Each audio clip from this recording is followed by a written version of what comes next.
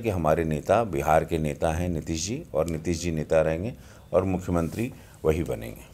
नमस्कार, आप देख रहे हैं यूएनएन मीडिया और आपका स्वागत है बिहार में। जैसा कि आप सब जानते हैं कि बिहार चुनाव चरम पर है और इसमें रंग भरने या फिर कहें कि एक हवा का झोंक बदलने के लिए आ गए हैं बीजेपी के दिग्गज नेता और एक महान कलाकार। जी हाँ, मैं बात कर रही हूँ रवि किशन जी का। तो उनका स्वागत करते हैं यूएनएन मीडिया पर। सर, स्वागत है पहले। हाँ, धन्यवाद। यूएनएन मीडिया के सभी दर्शकों को मैं रवि किशन, सांसद गोरखपुर, प्रणाम करता हूँ। बिल्कुल सर, और हम लोग टाइम वेस्ट नहीं करते हैं, सीधे बिहार चुनाव के मुद्दे पे आते हैं। तो सर, आपके हिसाब से, वैसे तो आप, मैं जानती हूँ क्या जवाब होगा, लेकिन क्या लगता है कि इस बार तेजस्वी की कितनी सीट आएंगी?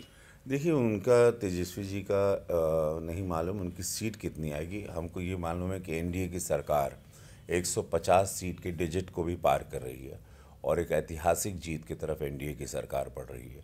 और ये बात की हमको बहुत खुशी है कि यशस्वी प्रधानमंत्री नरेंद्र मोदी जी के आशीर्वाद से, नीतीश जी के संगठन के कार्य से और उनकी 15 साल की एक सुशासन की नीति से, और बिहार को, गरीब गुरबा को प्रधानमंत्री योजनाएं, सड़क हो, वो 2000 रुपये किसान के खाते में अमाउंट हो, 5 लाख का इलाज फ्री हो, सबके यहाँ पर प्रधानमंत्री आवास योजना पे सबको अपना, गरीबों को मकान मिला, या 5 लाख का इलाज मुफ्त हो, या वो छठ माई के बाद तक अनाज मुफ्त हो 80 करोड़ आबादी को इस कोरोना काल में।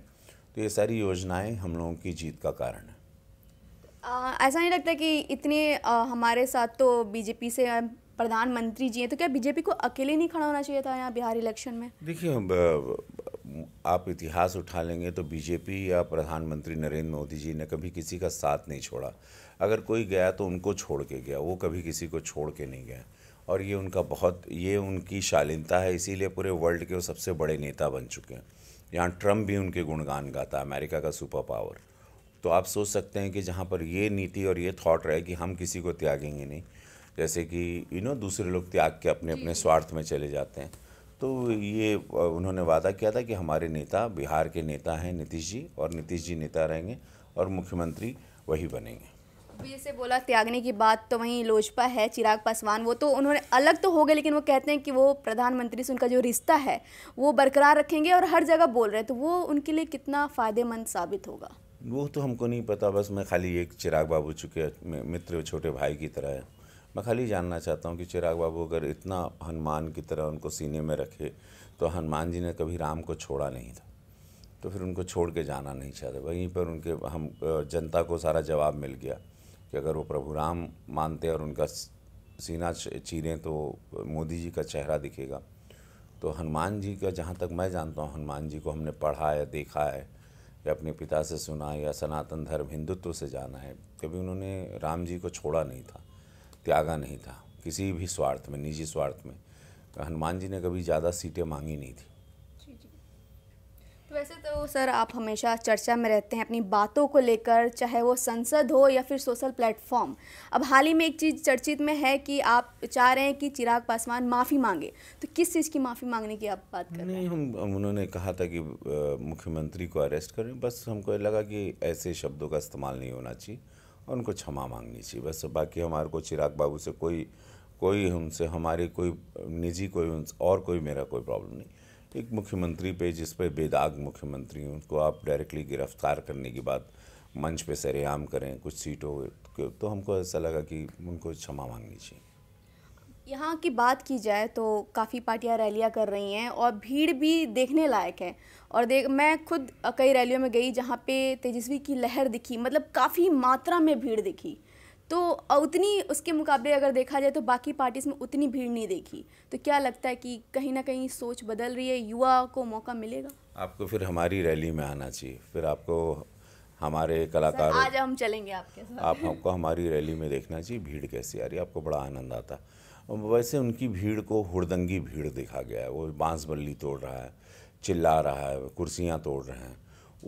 वो लोग चाह रहे हैं कि कैसी सरकार आ जाए जहाँ पे से 15 साल पहले जो हुड़दंग हम करते थे, राइफ़ल लहराना या राइफ़ल लेके चलना, या गोलियां, या शादी ब्याह में शामियाना को गोलियों से छेद देना, उस समय वो वापस वो लोग चाह रहे हैं। उनको वो सपने दिखाई दे रहे हैं कि फिर से हम लोग आएंगे।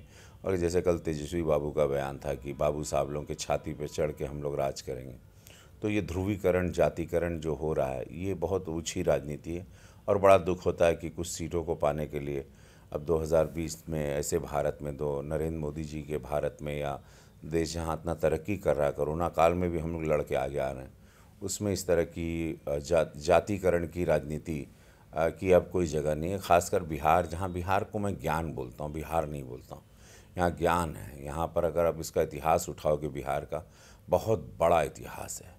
यहाँ को सब भगवानों की धरती है, गुरुओं की धरती है, साहित्यकारों की धरती है, मैथमेटिशियंस की हैं, चाणक्य की धरती है, गुरु गोविंद साहब की धरती, सीता मैया की धरती, प्रभु राम की धरती है। ऐसे ऐसे इतिहास हुआ यहाँ पर।